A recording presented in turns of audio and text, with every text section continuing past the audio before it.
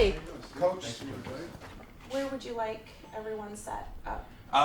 Coach, we're going to have you sit right over here. you got your shirt, man.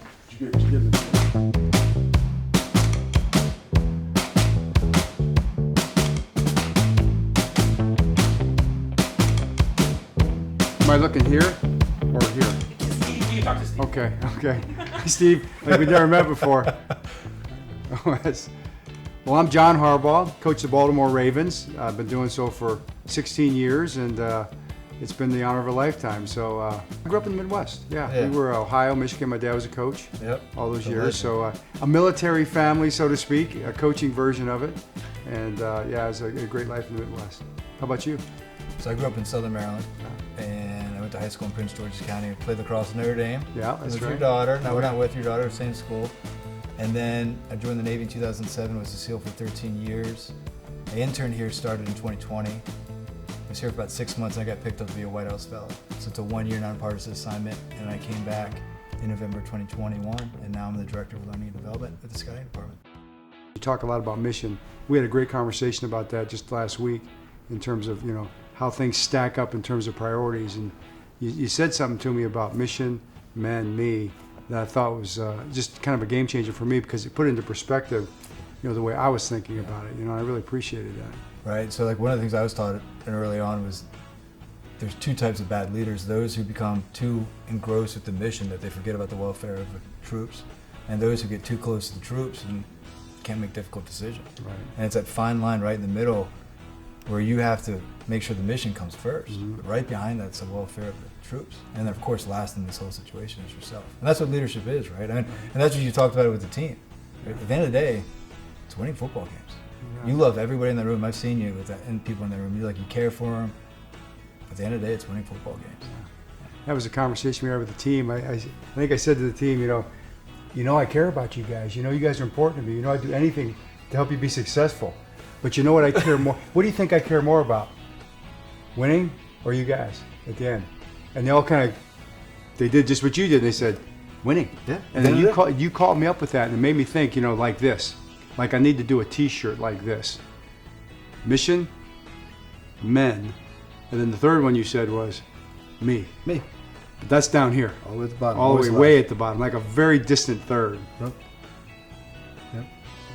I mean, there's so many, I see similarities between leadership from yourself and other people in this department and then leadership in the military.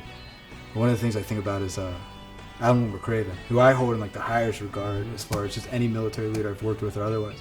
And he told me one time that leadership is, giving your team clear roles and responsibilities, the resources that they need to get the job done, and then getting out of the way. Mm-hmm. And you see that from our owner. Right.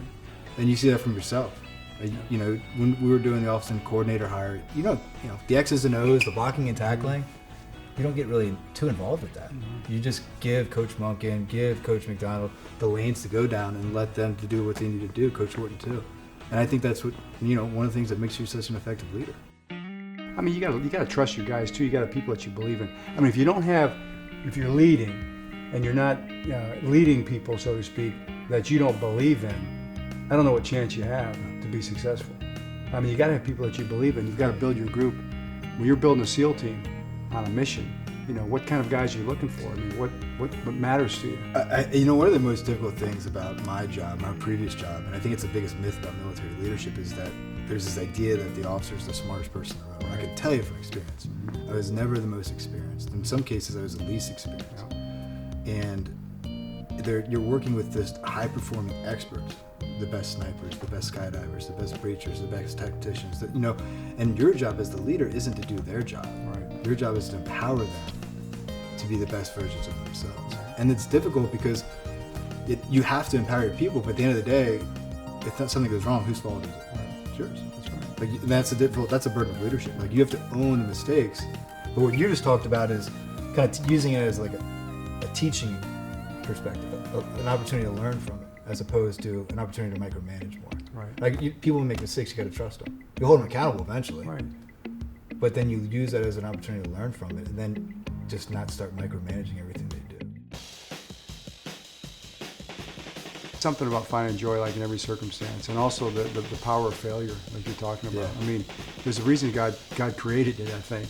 because there's a purpose to it, I mean, if you haven't been knocked down, how do you ever know how to get back up, And that's one of the great things about football to me, and that's why people talk about football in the military. There's such there's kind of a brotherhood between football and the military, right? I mean, I've always found that football players, whenever we bring military guys out or guys go on trips like USO trips, it's transforming. I mean, trips I took, I just love being around military people. I love being around the officers, the enlisted guys, the guys, the girls. I had a Master Sergeant gal who was Jameis Winston's aunt, and in Afghanistan. In Afghanistan, yeah. And she was Master Sergeant, and she was like assigned to guard me for the week that I was there.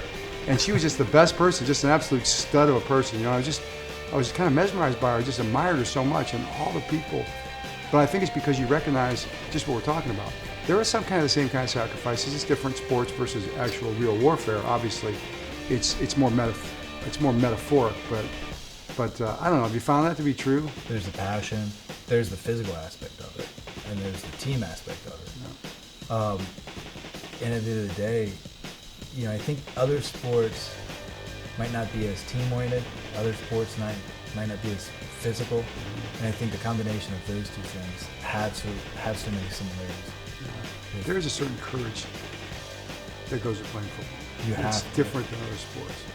I mean, you really do. I mean, the idea, you got this face mask on, but you got to take your face basically, and you've got to run into a mass of people as fast as you can, as hard as you can, and not be afraid to do it. And I think it's like my dad always says. He says, when you make your first tackle. He talks about being like 140 pounds, being in 8th grade, and he gets in this drill, and he goes up against the biggest, baddest guy in their junior high, and the guy, he lines up, and the guy comes at him, and he goes into him with every ounce of energy he has, and he hits the guy, uncoils in the guy. Next thing you know, he's being dragged down the field, and finally, the guy gets tired and he falls down, And my dad gets up and brushes himself off and thinks to himself, I'm a football player because I made my first tackle.